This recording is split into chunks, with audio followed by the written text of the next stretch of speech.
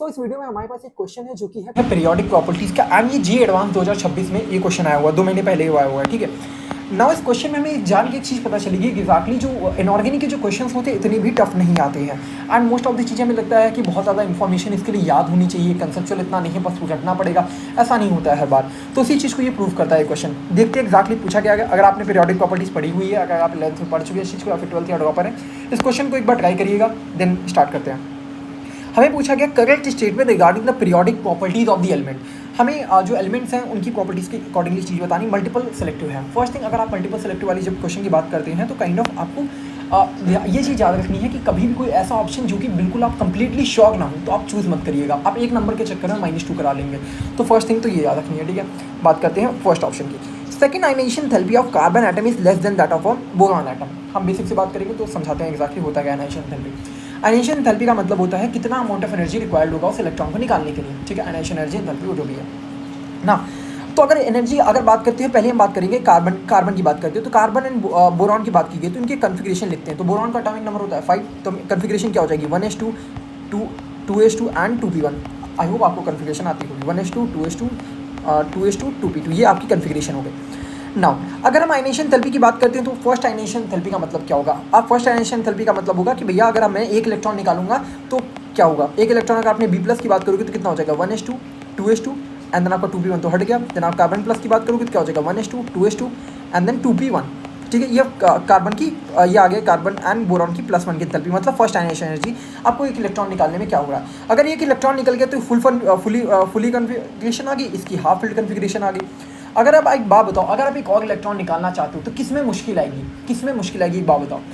अब भैया अगर हम दूसरा इलेक्ट्रॉन निकालना चाहते हैं तो हमें बोरॉन के फुल फील्ड ऑर्बिटल से निकालना पड़ेगा, ऐसे भी नहीं है। तो भैया अगर यहाँ पर 2p1 है ना, अगर मैं यहाँ से निकालूंगा तो मुझे फुल फील्ड ऑर्बिटल वाली चीज़ से निकालना पड़ेगा जो कि मुश्किल होने वाला है।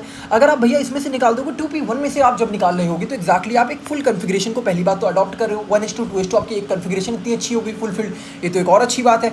एंड ये तो अच्छी चीज़ हो रही है। तो दैट मीन्स जो आपको कार्बन से कर एक और इलेक्ट्रॉन निकालना पड़ा तो वो आसान काम है, यही कह सकते हो आप। तो यहाँ से हम क्या निकाल सकते हैं, दैट इज़ कि जो बोरॉन की जो सेकंड कन्फिग्रेशन होगी, मतलब आपकी कह सकते हैं सेकंड आयनाइजेशन एंथैल्पी होगी वो मुश्किल होगी, that will be greater than the carbon की सेकंड एंथैल्पी से। तो second ionization enthalpy of carbon atom is less than that of a boron atom. Boron atom में मुश्किल है, कार्बन में आसान है। ठीक है, तो आपका फर्स्ट ऑप्शन सही हो गया। ना बात करते हैं सेकंड क्वेश्चन के ऊपर जो कि है increasing order of ionic radii. And ये बहुत ही एक रिचुअल का क्वेश्चन है जो कि मतलब हर बार जेईई में भी आपको दिख जाता है किसी तरीके से, जहाँ पर आपके पास ये होते हैं आइसोइलेक्ट्रॉनिक स्पीशीज़। क्या होते हैं आइसोइलेक्ट्रॉनिक स्पीशीज़ क्या होते हैं जिनके इलेक्ट्रॉन्स होंगे इक्वल होते हैं। जैसे अगर एल्यूमिनियम की बात करोगे तो एल्यूमिनियम का एटॉमिक नंबर कितना होता है। एल्यूमिनियम का आपका एटॉमिक नंबर होता है 13, मैग्नीशियम का आपका होता है 12 एंड आपका जो सोडियम है वो 11 है ना। अगर आप एल्यूमिनियम 3+ की बात करोगे दैट मीन्स 3 इलेक्ट्रॉन निकल चुके हैं, दैट मीन्स ये कितना हो चुका है 10। एंड मैग्नीशियम 2+ की बात करोगे ये भी 10 हो जाएगा। एंड आपका सोडियम प्लस की बात करोगे ये भी 10। मतलब ये तीनों ही जो आपकी स्पीशीज़ लिखी हैं तीनों की ही आपके क्या होगा जो आप कहोगे नंबर ऑफ इलेक्ट्रॉन्स इसमें है वो बराबर है। ठीक है भैया, बराबर है ना। अब आप एग्जैक्टली इस सिचुएशन में निकालते कैसे हैं एटॉमिक रेडिया या फिर जो भी रेडिया कैसे निकालेंगे। तो आपको एक रिलेशन याद होना चाहिए, दैट इज जो एटॉमिक रेडिया होता है वो आपका क्या होता है, that has an inverse relation with the atomic number. अभी समझाता हूँ ये रिलेशन भी कैसे आता है। देखो, अगर जिसका एटॉमिक नंबर ज़्यादा रहेगा उसकी रेडियाई कम होगी। तो जिसकी एटॉमिक नंबर ज़्यादा उसकी रेडियाई कम, मतलब सबसे ज़्यादा यहाँ से आप देख सकते हो कि सबसे ज़्यादा किसका एटॉमिक रेडियाई एल्यूमिनियम का, तो एल्यूमिनियम का सबसे कम होगा। देन आपका मैग्नीशियम एंड देन सोडियम, यहाँ से आपका एक रिलेशन आ गया जो कि यहाँ पर ऑप्शन नंबर बी भी सही हो गया। तो आपका अगर आयनिक रेडियाई आप निकालना चाहते हो एटॉमिक रेडियाई, अगर आपका एटॉमिक नंबर के अकॉर्डिंग आप निकालते हो, अगर आपके आइसोइलेक्ट्रॉनिक स्पीशीज़ होती है नंबर ऑफ इलेक्ट्रॉन सेम हो तब। ठीक है, ये आपका हो गया। Now coming to the third option जो कि है under identical condition in solid state the density of the potassium metal is more than the density of the sodium metal।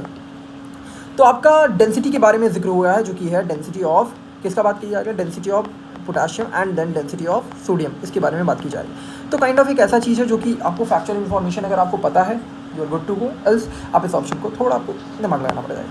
तो under identical condition in solid state the density of potassium metal is more, बोला जा रहा है ज़्यादा है, but ऐसा नहीं होता है। आपके पास ये ऑलरेडी एनसीईआरटी में डाटा है, ये चीज़ होती है फैक्चुअल इन्फॉर्मेशन, तो ये चीज़ याद रखनी चाहिए। Now coming to the option number D. अगर डी ऑप्शन की बात करते हो क्या बोला गया, hydrogen bond is weaker than the F bond. मतलब आपके पास अगर हाइड्रोजन हाइड्रोजन की बॉन्ड करें एंड एफ की बॉन्ड की बात करें तो इसमें क्या होगा, अगर हाइड्रोजन हाइड्रोजन की ऐसे देखोगे तो क्या होगा, एक हाइड्रोजन ये रहा आपका, दूसरा हाइड्रोजन ये रहा, एंड ये फ्लोरीन की बात करती है, फ्लोरीन आपके। तो देखोगे अगर फ्लोरीन की बात करते हैं तो इसके आउटर मोस्ट में कितने इलेक्ट्रॉन्स रहते हैं, कितने इलेक्ट्रॉन्स रहते हैं, इसकी कन्फिग्रेशन कितनी हो जाएगी बताओ, इसकी कन्फिग्रेशन कितनी हो जाएगी। अगर आपको ये चीज़ पता हो दैट इज़ कि ये एक इलेक्ट्रोनेगेटिव एलिमेंट है, अगर ये इलेक्ट्रोनेगेटिव एलिमेंट है, ठीक है, आपने क्या वैसे आपने F2 कभी देखा क्या, बहुत मुश्किल से रियली ये चीज़ होती है। तो ये इलेक्ट्रोनेगेटिव एलिमेंट है, तो क्या होगा, इलेक्ट्रॉन्स अपने क्या चाहेगा, इलेक्ट्रॉन जो अपने तो छोड़ो तो दूसरे के भी चाहता है घसीट ले, अपने क्या दूसरे को भी चाहता है घसीट ले। बट ये बहुत सारे छोटे साइज में अगर आप देखोगे ना, फ्लोरीन होता है, then fluorine, then bromine, then iodine, इस तरह होता है। ये छोटा सा साइज होता है, इसमें बहुत सारे इलेक्ट्रॉन्स ऑलरेडी हैं, तो काइंड ऑफ ये क्या करते हैं, बहुत छोटे छोटे आप जिसके घर में बहुत सारे इलेक्ट्रॉन्स हो, एक छोटा सा इनका छोटा सा घर है, ठीक है, आप उसमें उनमें भी बहुत सारे इलेक्ट्रॉन्स हैं, हम दोनों को साथ लाने की कोशिश करोगे तो दूसरे को रिपेल करते हैं, क्या करेंगे, दूसरे को रिपेल करेंगे, जिसकी वजह से इनकी जो बॉन्डिंग होती है वो अच्छी नहीं हो पाती है। बट जब हाइड्रोजन की बात करोगे, छोटे छोटे से होते हैं, इनके छोटे छोटे लोग होते हैं ना, जो गरीब गरीब होते हैं, वो अच्छी इनकी बॉन्डिंग चलती है, ठीक है। तो ये हाइड्रोजन हाइड्रोजन हो गया, तो छोटे छोटे हैं, वैसे भी इनके पास एक है अच्छी खासी बॉन्डिंग करेंगे। तो हाइड्रोजन हाइड्रोजन की जो बॉन्डिंग होती है वो आपकी ज़्यादा होती है फ्लोरीन फ्लोरीन की बॉन्डिंग से। तो उसमें क्या बोला जाएगा, hydrogen bonding is weaker than F bonding, obviously no. So ये आपका थर्ड ऑप्शन गलत होता है, एंड ये वाला ऑप्शन भी गलत ना।